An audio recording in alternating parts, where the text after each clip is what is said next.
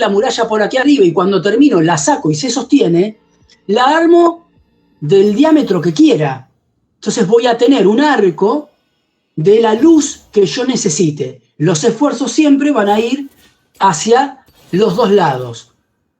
Si entiendo esto, creo que todos lo entendimos, ¿no? ¿Verdad? ¿Alguno que...? Perfecto, sí, perfecto. Sí, perfecto. Puedo entender. Este es un muro, es un vano en una pared. Ahora, si yo tengo un muro continuo, ¿no? O dos muros paralelos, puedo cubrir, armando una cimbra como esta, continua, un espacio a lo largo de esos dos muros paralelos. Claramente, lo que voy a hacer es construir un muro, construir un segundo muro del otro lado, armar con madera. Cuando digo armar con madera, estoy hablando de hectáreas de bosques talados. Si en este momento existía Greenpeace, bueno, los romanos no duraban 2 segundos, porque piensen que todas estas estructuras que se arman a 40 metros de altura, 30 metros de altura, con 30 metros de diámetro, la cantidad de madera que necesito para sostener eso, para poder volcar el hormigón y cuando eso secó y sé que está trabajando la compresión, desarmar todo el resto. Bien, ¿qué me permite entonces esto? Poder armar los dos muros de la misma manera. Fíjense que esto es ladrillo, acá tengo ladrillo y el relleno del hormigón. Cuando llego a un punto, ¿no?, de los dos muros de altura, armo la cimbra y me permite, bueno, obviamente madera, y me permite rellenar toda esta superficie con hormigón y obtener lo que se llama una bóveda de cañón corrido. O sea, el espacio que me queda aquí abajo se llama bóveda de cañón corrido. ¿Qué me permite esa bóveda de cañón corrido? Cubrir una superficie a lo largo de un eje longitudinal, ¿no? El que quiera. Yo puedo tener un muro de, no sé, 2 muros de 10 metros de largo, de 100 metros, cubierto con una bóveda de cañón. Tengo una superficie cubierta del largo de los muros que tenga. Por supuesto que para poder sostener esto que es macizo, estamos hablando de hormigón, esos muros no son unos muritos de 30, 40 centímetros. Son muros, fíjense lo que es una persona, son muros que tienen 3, 5 metros de espesor porque están absorbiendo los esfuerzos que esa bóveda está haciendo sobre el muro. Entonces, cuanto más grande es la luz, mayor es el esfuerzo, mayor espesor de muro necesito para que absorban esos esfuerzos. ¿Se entiende esto? ¿Se entiende? ¿Hasta ahora? Sí, Horacio. Perfecto. Perfecto. Bien ahí. Bien, como dijimos, eso me permite tener un espacio longitudinal cubierto por una bóveda de cañón corrido.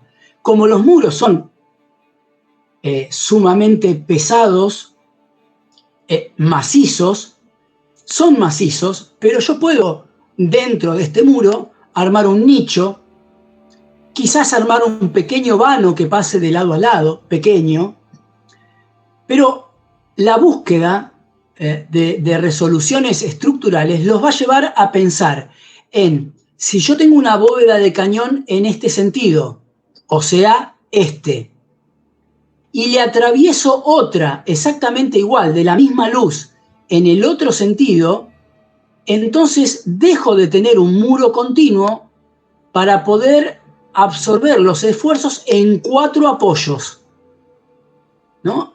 ¿Qué voy a obtener? Voy a obtener un módulo cuadrado en planta, y aparte un módulo espacial, que va a estar cubierto por lo que se va a llamar una bóveda de arista. ¿Por qué? Porque como está trabajando por masa, todo esto es masa pura, hormigón.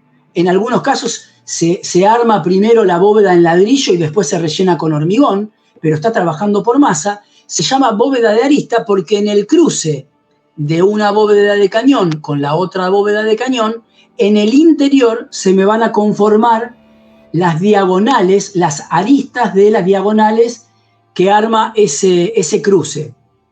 Pero acá estoy resolviendo otra cosa.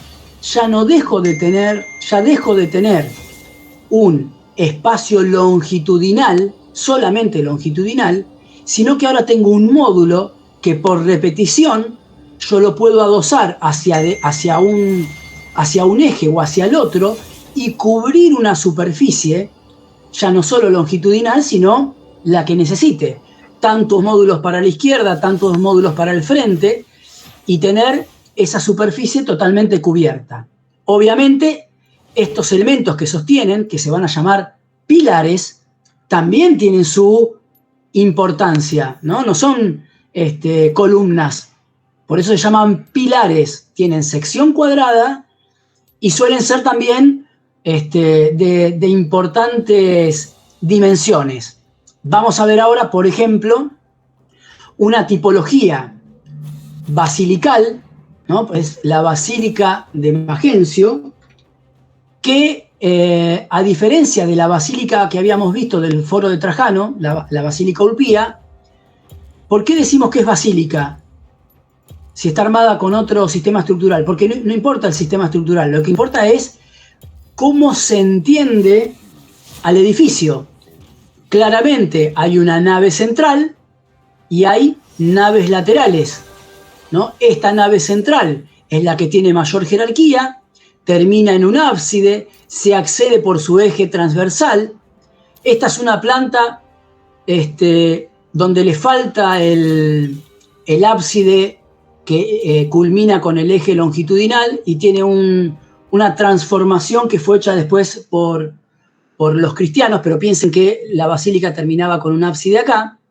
Ahora bien, esta basílica de Magencio, como otras que también van a ver, ya en la planta ustedes van a entender que si aparece una línea de puntos aquí y estos apoyos, fíjense el peso del muro, ¿no? El peso de lo macizo del muro que está acá, esto está sosteniendo parte de esta bóveda de arista. Y aquí hay una segunda bóveda de arista y una tercera bóveda de arista. O sea que el espacio central son 3 bóvedas de aristas continuas, que son las que tienen mayor altura. Y por otro lado, si ustedes ven en la imagen, las naves laterales están compuestas por 3 bóvedas de cañón seguidas que apoyan. Esta apoya en este muro y en este muro, y este muro se comparte con esta bóveda que apoya aquí y apoya acá, y lo mismo con esta. O sea, tengo una bóveda de cañón en este sentido, una bóveda de cañón en este sentido y otra en este sentido, de menor altura. Cuando yo les muestro esta planta, este espesor de muro son 5 metros, ¿no? Fíjense, lo ven acá, esto es lo que queda de la Basílica de Magencio. Este muro es este que está aquí. Esta bóveda de cañón es esta que está acá arriba. Esta es la del medio y esta es la que está aquí. Y por arriba de todo eso nos está faltando la bóveda de arista. Intentemos ver si podemos una reconstrucción y acercarnos a ese espacio.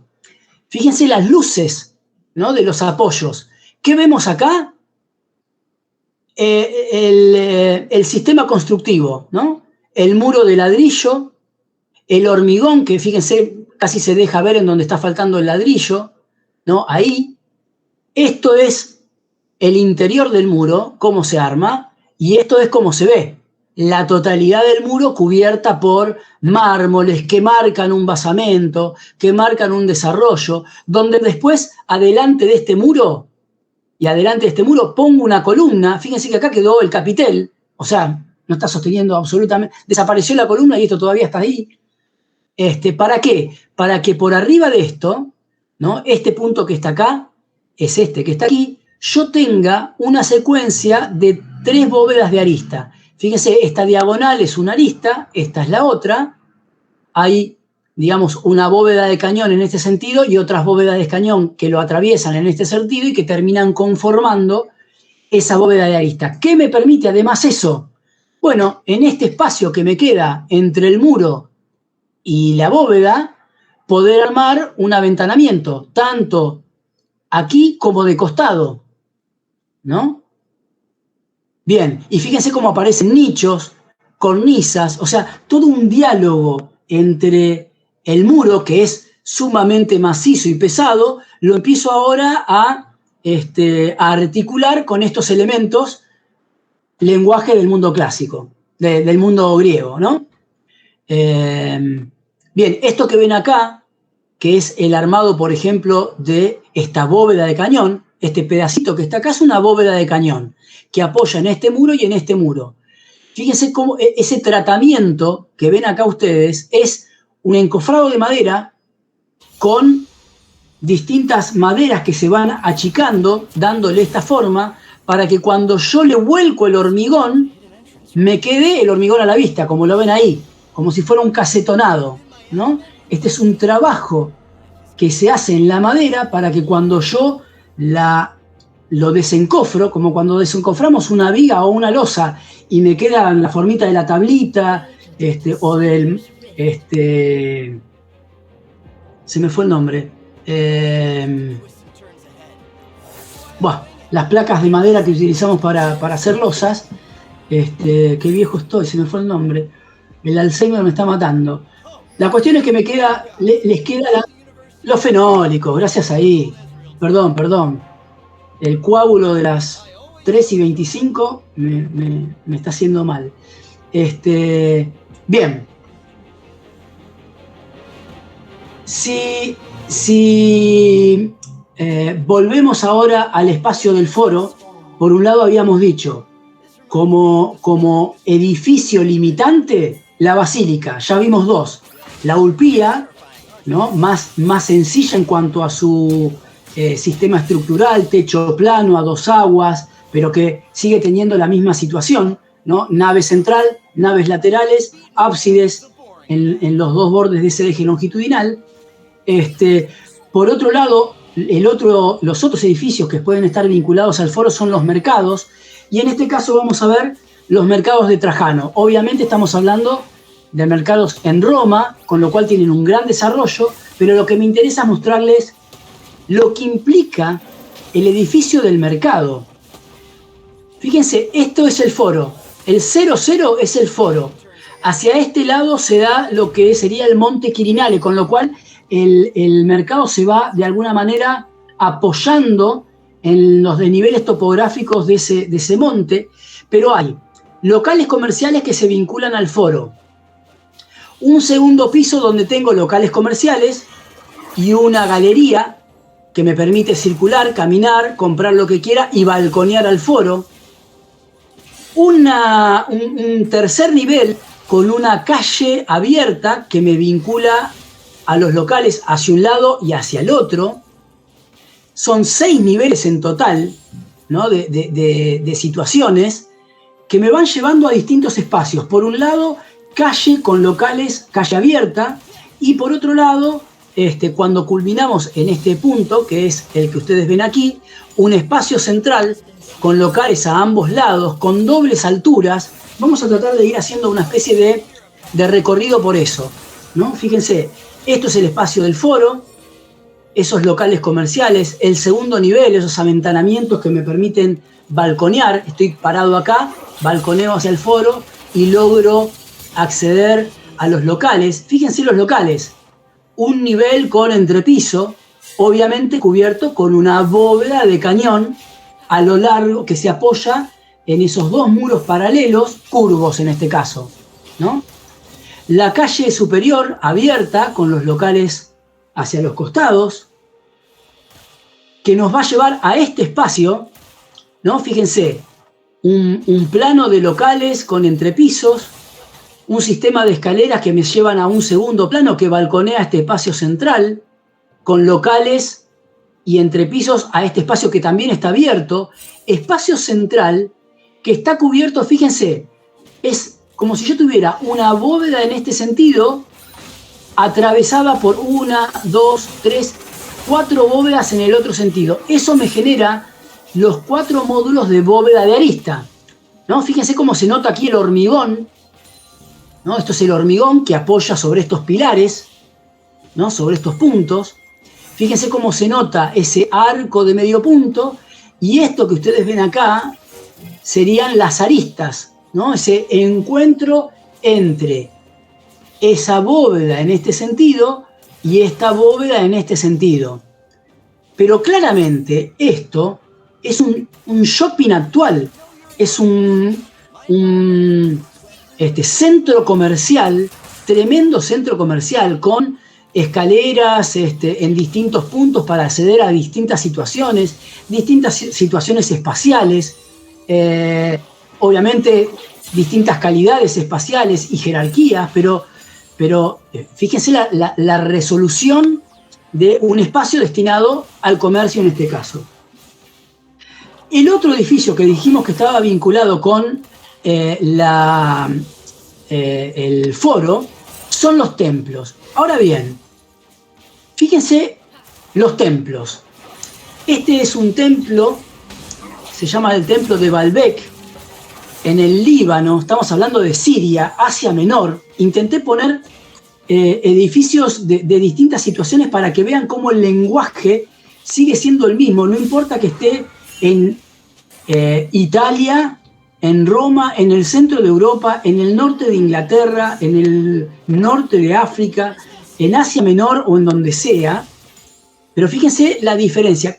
Claramente uno cuando lee esto, bueno, sí, obviamente la imagen nos remonta a esa idea de templo griego. En este caso, por ejemplo, para el mundo romano, el mundo romano, para resolver el templo, va a tomar la misma imagen del templo griego. Acá no se van a poner a pensar en otro tipo de resolución. El templo griego estaba muy bien resuelto el templo romano estaba muy bien resuelto por los griegos, con lo cual toman esa misma imagen, pero se producen ciertas modificaciones. Primero, fíjense que, por ejemplo, no tenemos los 3 escalones que nos permiten circular, observarlo, recorrerlo. No existe esa idea. La idea existe ver al edificio por su fachada principal, que es por donde se accede, tener un basamento, que no se va a llamar basamento, se va a llamar podio. Fíjense ustedes, fíjense ustedes la altura, la escala. Esto es una persona, ¿no? Fíjense una persona que está ahí al lado del basamento, casi esto tiene la altura de 3 personas mínimo. O sea, es un podio, es una plataforma que voy a construir para apoyar el edificio ahí arriba, darle jerarquía. Y aquí aparece la cuestión de monumentalidad, o sea, estoy jerarquizando incluso al mismo edificio que tiene una fachada principal, por eso no importa recorrerlo, es entender que esa es la fachada principal, por ahí entro, tengo que acceder a través de una escalinata y voy a tener un uso interior de ese espacio. Aquí sí, el espacio se usa para realizar un rito, incluso dentro de ese mismo espacio tengo un espacio donde está la gente común y un espacio donde estarán los que lleven adelante ese rito. Ahora bien, fíjense en los muros, esto estaba cubierto por una bóveda de cañón, fíjense los muros. Por detrás de esto seguramente, por detrás de esto seguramente voy a tener un muro de ladrillo relleno con hormigón, muro de ladrillo, relleno con hormigón. Y lo que yo veo en realidad es un revestimiento en piedra, armado una especie de frontis, ¿no? O otro frontis aquí, una serie de columnas adosadas a ese muro, un basamento, un desarrollo, un remate, y por aquí arriba debería estar saliendo, digamos, la bóveda de cañón. Bóveda de cañón que se esconde dentro de la forma, digamos, del frontón de este templo, ¿no? O sea, hay un cambio importante. Claramente puedo identificar cuando veo un templo griego y un templo romano a partir de estas situaciones. Por supuesto que como la idea de monumentalidad está dada por esto, tampoco estamos hablando de si el edificio es muy grande o es muy chico, sino que estamos hablando de qué manera yo presento a ese edificio. Por eso, por ejemplo, este edificio, Fortuno en Roma, es un templo pequeño, pero sigue manejando las mismas situaciones, ¿no? Ese podio, ese único acceso. Fíjense el muro por un lado y el revestimiento que simula esas columnas, pero es parte del muro, ¿no? También vamos a encontrar templos circulares que responden a la misma situación. Y como excepción, porque la realidad es que es una excepción a la regla, vamos a ver, obviamente, el Panteón de Roma. Digo excepción porque es uno de los pocos templos de planta centralizada, de planta circular, pero que, bueno, claramente conocemos todos, así que viene bien, y aparte para ver cómo se resolvió. Como es un templo destinado a todos los dioses, se define un muro que arme un cilindro, ¿no? Que es con esta altura, ¿no? Estamos hablando de un muro de 8 metros de diámetro. El espesor de este muro son 8 metros. ¿Por qué? Porque la distancia que hay entre este apoyo y este apoyo son 43 metros de luz. O sea, este edificio tiene 43 metros de altura y 43 metros de luz, sin ningún apoyo en el medio, ¿no? Pensemos que si hoy tenemos que resolver esto, sería ya resolverlo hoy, es complicadísimo. Pensemos lo que implicaba resolverlo en este momento. Ahora bien, como es un templo de planta centralizada, porque obviamente existe el eje longitudinal, el eje transversal, pero aquí aparece otro eje, que es el eje vertical, ¿no? Como imagen de templo, como es un templo y tengo que darle la imagen de templo, entonces aparece este otro volumen, primero macizo, ¿no? Y después que aparece aquí. Entonces, si lo vemos, bueno, vamos a entender que a ese cilindro coronado con una cúpula, ¿no? Y aquí aparece otro elemento. Si teníamos el arco, la bóveda de cañón, la bóveda de arista, ahora aparece la cúpula. Pero, claro, la cúpula tiene un muro, se apoya sobre esa circunferencia, con lo cual, si necesito que sea un templo, tengo que darle la imagen de templo. Entonces aparece la imagen de templo, las columnas, el frontis, que me generan reconocerlo como templo, ese volumen de transición entre el templo y el cilindro, que me permite vincular a esa cubierta a dos aguas con ese cilindro, con ese edificio, la totalidad del muro exterior revestida con mármoles, por supuesto aquí está faltando, en algunos casos vamos a descubrir incluso en el exterior ese ladrillo que después se rellena con hormigón. La posibilidad, ahora sí, cuando entro, de ese muro de ladrillo, verlo en su totalidad cubierto con, otra vez, vamos a repetir siempre lo mismo, mármoles, columnas, pilastras, columnas que arman nichos hacia adentro, pero hay otras que sostienen frontis hacia afuera. Entonces empieza a aparecer todo ese diálogo de entrantes, salientes que tiene el muro con el espectador, y resolver, en este caso, la cúpula con la utilización del arco. Bueno, claramente lo primero que se nos ocurre es pensar que voy a utilizar arcos que vayan de un lado al otro, ¿no? Que vayan de un lado al otro, pero ustedes ven aquí un círculo, un óculo, que es un espacio abierto, por ahí entra la luz, la lluvia y demás, con lo cual es casi imposible pensar en eso porque el arco se tendría que cortar acá.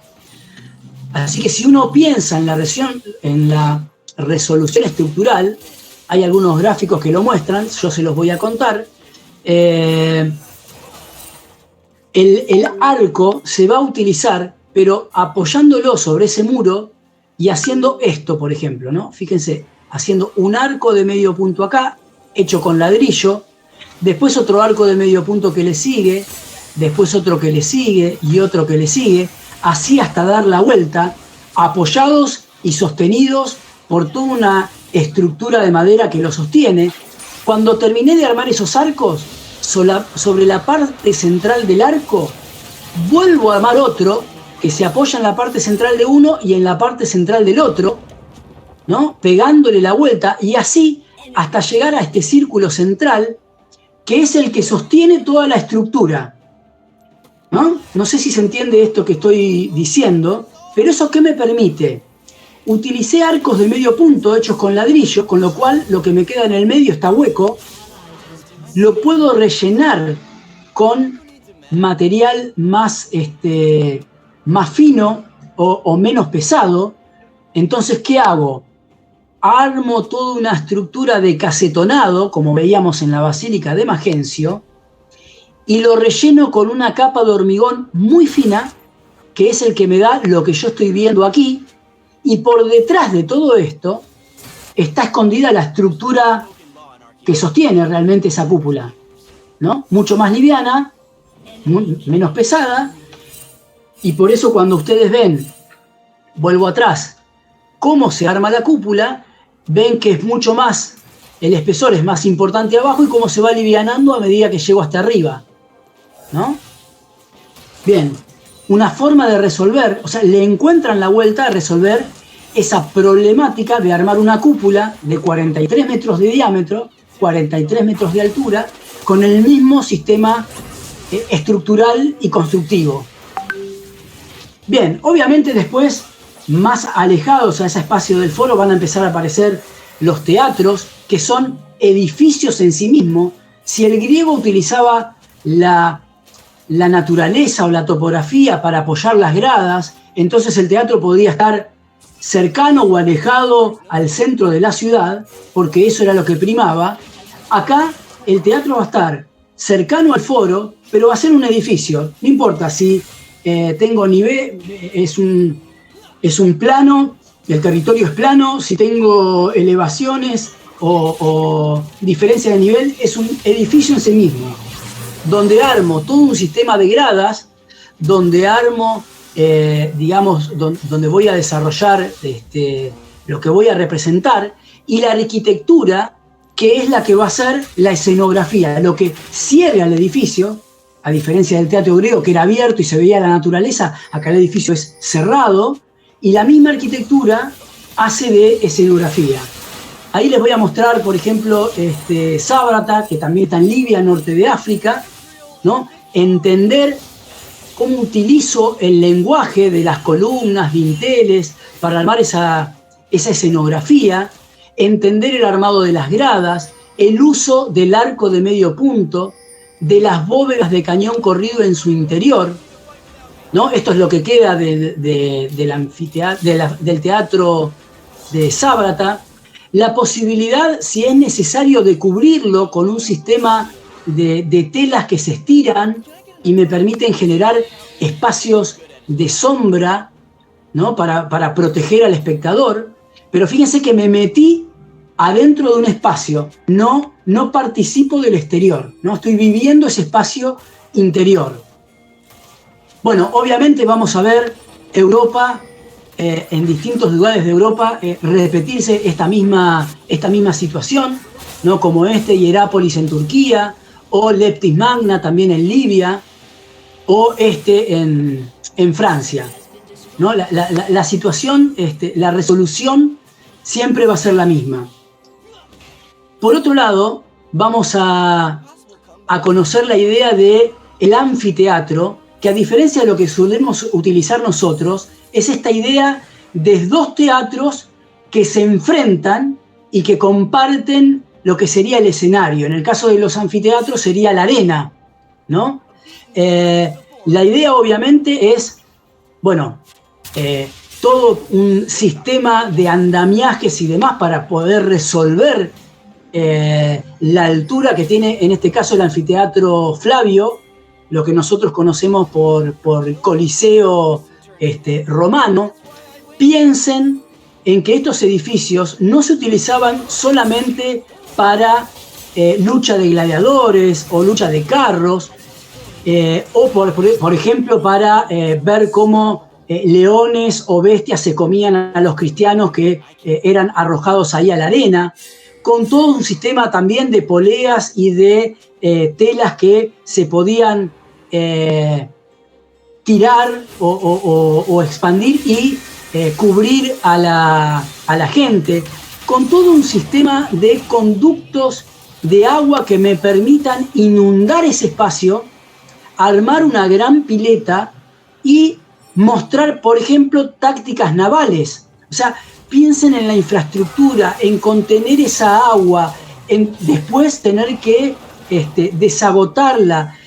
En fin, está la idea, está la resolución y está la mano de obra para hacerla, que en principio es la mano de obra que se basa en los militares que cuando no luchan trabajan haciendo este tipo de obras, ¿no? Bien, y obviamente el uso de esclavos, sí, básicamente de esclavos trabajando en el quehacer duro, ¿no? En la obra dura. Bien, me interesa ahora mostrarles en esta planta, la planta del Anfiteatro Flavio. En este caso tenemos, está dividida en 4 porque muestra la planta baja, el primer piso, el segundo piso y el tercer piso, ¿no? Obviamente uno puede entender que aquí tenemos un muro que hace de cierre, que pega la vuelta, y obviamente para poder acceder utilizo el arco de medio punto que me permite atravesar ese muro. Cuando yo llego a ese primer espacio, a este primer espacio que tengo acá, obviamente es un espacio cubierto. Si yo veo que esto está liso, no veo nada, bueno, lo más probable es que yo aquí arriba tenga una bóveda de cañón corrido que pega la vuelta a toda esa planta baja, ¿no? Si lo vemos en el corte, es lo que está pasando aquí. Si paso a la segunda galería, bueno, voy a ver lo mismo, voy a ver esta bóveda de cañón corrido que tengo aquí. Y después voy a ir pasando por distintas situaciones de bóveda de cañón corrido y bóveda de arista que me lleven a las distintas situaciones de gradas. Obviamente las que están más abajo son las que estaban destinadas a la clase social más alta, al emperador, a los senadores, sacerdotes y más, y lo demás al resto de la gente. Si vamos al piso superior, fíjense que acá veo, por un lado, esa misma representación. Estoy parado aquí abajo, quiere decir que tengo una bóveda de cañón corrido que pega toda la vuelta, pero cuando paso a la segunda situación, a la segunda galería, veo diagonales, ¿no? Esas diagonales me están diciendo que arriba ya no tengo una bóveda de cañón, tengo una bóveda de arista. Entonces ahí entiendo en el corte que estoy parado aquí y que tengo una situación que se atraviesa en este sentido, que tiene la misma altura en un sentido que en el otro, y por ende tengo una bóveda de arista, ¿no? Otra vez, paso a través de esa bóveda de arista y me vinculo con las distintas situaciones de gradas. Por supuesto que el anfiteatro también me permite entender ese muro de ladrillo relleno con hormigón, ¿no? Y ahí entiendo la primer bóveda de arista de la planta baja, la bóveda de arista del primer piso. Entiendo también los arcos en ese muro que me permiten vincularme hacia el interior. Entiendo el muro de ladrilla y todo un revestimiento en mármol, ¿no? Para esconder ese ladrillo, y es ahí en donde utilizo el orden dórico, en donde aparecen las cornisas, en el segundo nivel el orden jónico, otra vez toda una serie de cornisas, el orden corintio, una serie de cornisas, y el último, y ahí aparece el orden toscano, que es un orden que introduce el romano, donde aquí el orden no tiene que ver ni con la proporción, ni con la modulación, ni con nada. Es simplemente un elemento que lo utilizo por repetición para darle un lenguaje a la planta baja, otro lenguaje al primer piso, al segundo y al tercero. Si ustedes observan en esta imagen, van a ver ciertos agujeros en esa cornisa y hay como ciertos puntos que son como estas mensulitas que sobresalen acá. Eso servía para que a través de esos agujeros yo pueda pasar un mástil, ¿no?, que pasaba por esos agujeros, se apoyaba en esas ménsulas y eran los mástiles que sostenían los sistemas de sogas y telas que lograban después cubrir esa superficie si era necesario. Una vez que estoy adentro, ¿no?, observo el armado de las gradas, y acá creo que se ve perfecto, esos dos muros paralelos, y utilizar la bóveda de cañón corrido, maciza, y en este caso inclinada, para lograr después, arriba de eso, armar todo un sistema de gradas, ¿no? O sea, sigo utilizando el mismo sistema estructural. Obviamente eso pega toda la vuelta y arma el sistema de gradas de los distintos pisos del anfiteatro. En el centro, obviamente, aparece la arena. Hay que pensar también en un subsuelo que me permite alojar a los gladiadores, a los cristianos, a los animales que van a participar del evento que voy a mostrar. Algunas veces eso se destapaba y los pobres cristianos corrían por aquí mientras eran perseguidos por las bestias. Eso era una representación, obviamente, hasta que dejan de ser perseguidos y son libres de seguir su credo. Pero si no, esto se tapaba con madera para lograr la arena, y por eso vemos que hay muros muy cercanos unos de otros, y eso lograba armar una plataforma donde se desarrollaba las actividades. Por ende, vamos a ver acá un sistema de escaleras, un sistema de ascensores, obviamente manejados a mano y con un sistema de poleas que permitían subir en distintos lugares a gente, carros en distintos momentos o lo que se necesitaba. Y recuerden esa capacidad de inundar absolutamente todo esto y generar tácticas navales o representar luchas que se habían hecho, por ejemplo, contra los cartagineses. Bien, volvemos aquí. Obviamente, estábamos viendo el anfiteatro Flavio, Roma, 1,5 millones de habitantes.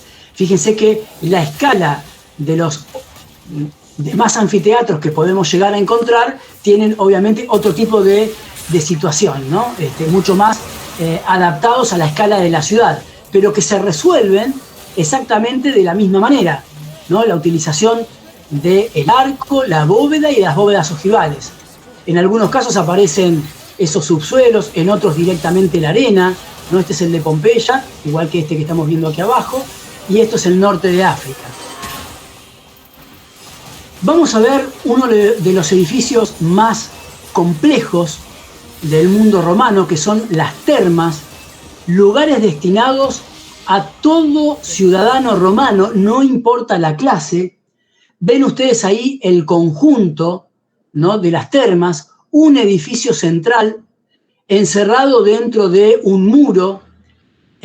Si entienden la maqueta, ahora estamos en este espacio, en este patio, que se vincula con una serie de galerías, ¿no? Fíjense el muro totalmente cubierto por mármoles y demás.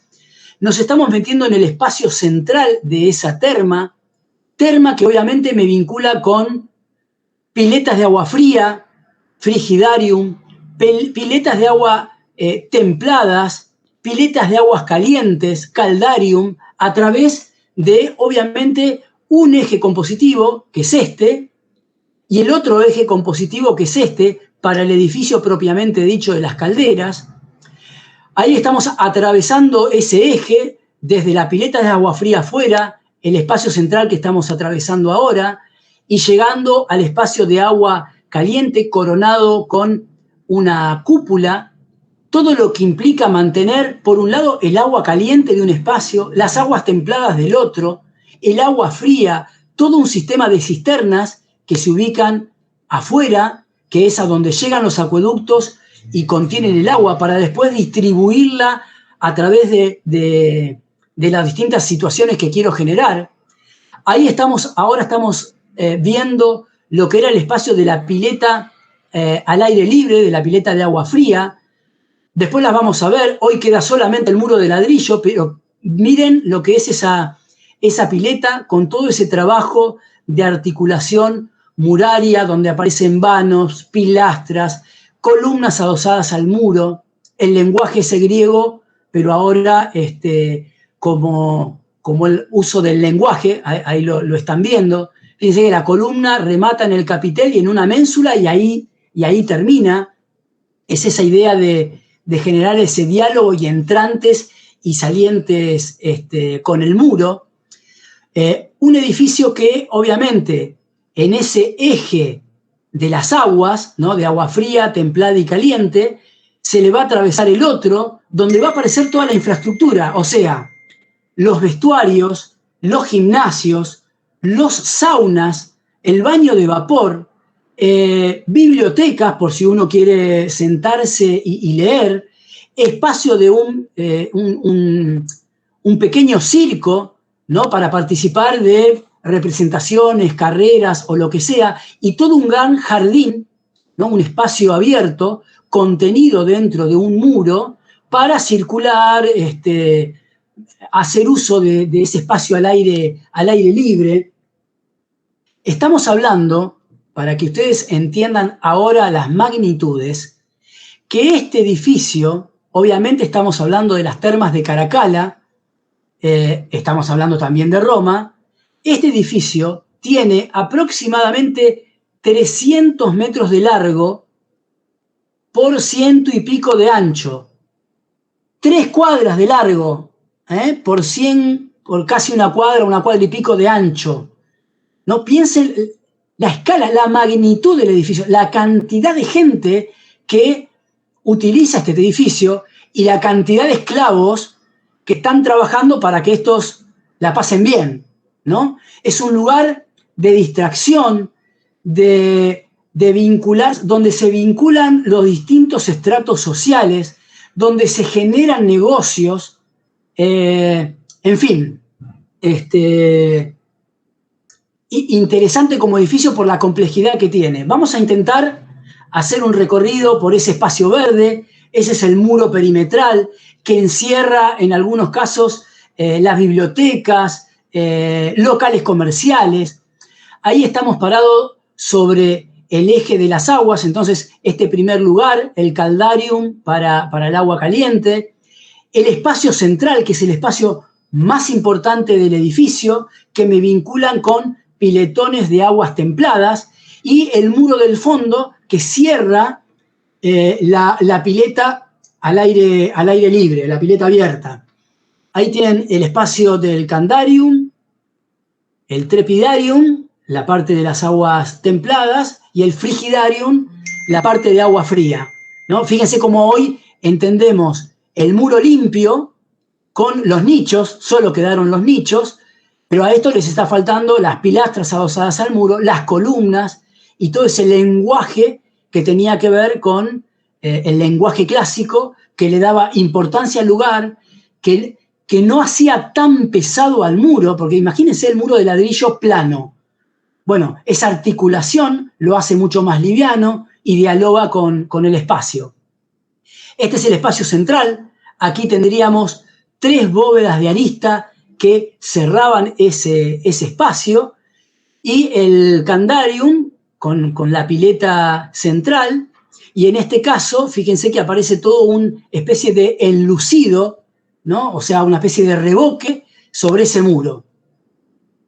Pensar también que para esto hay toda una infraestructura debajo, hay todo un mundo debajo de la superficie de las termas que implica el abastecer de carbón y de madera para mantener los hornos prendidos, para calentar el agua que tenía que ir a esas distintas piletas, todo un sistema de cañería cerámica que se distribuía por debajo de los pisos y por las paredes para calentar el piso y calentar las paredes. O sea, el calor que generaba el fuego se transmitía debajo de los pisos, eso como si fuera una losa radiante que mantenía de alguna manera esa agua templada, pero también mantenía el piso que pisaba, y a la vez,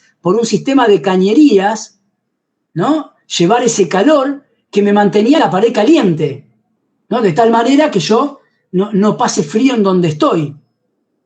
Los baños, esperen que vuelvo acá. Por ejemplo, el sauna que está armado en las termas de Pompeya son mucho más chicas. Fíjense que arman, por ejemplo, un piletón. Yo estoy sacando la foto acá, detrás mío hay un sistema de gradas por si uno se quería sentar, pero hay un piletón con agua caliente constante que genera ahí condensación todo el tiempo, de tal manera que está resuelto este espacio con un sistema de paredes, ahí están abiertos, con un sistema de cañería que transmite calor a la pared. Entonces tengo un espacio de alguna manera calefaccionado, cubierto obviamente con una bóveda de cañón corrido, que está trabajado de esta manera para que la condensación que se aloje en el techo corra a través de estas ranuras a una especie de canaleta que hay de cada uno de los lados y no te caiga la gota de agua en el centro si vos estás parado ahí. Bien, toda una serie de termas, piletas en distintos lugares de Europa. Esto es Bath, el sur de Inglaterra. Piletones que hoy todavía siguen conteniendo esa agua. Fíjense la cantidad de superficie. Esto es el norte de África. Pensar en la totalidad de los pisos recubiertos, por ejemplo, con estos azulejos que miden 1 por 1, armando figuras geométricas, armando figuras que tienen que ver con la naturaleza, vinculados también a estas situaciones que no sé si reconocen, pero no hace falta ser muy inteligente para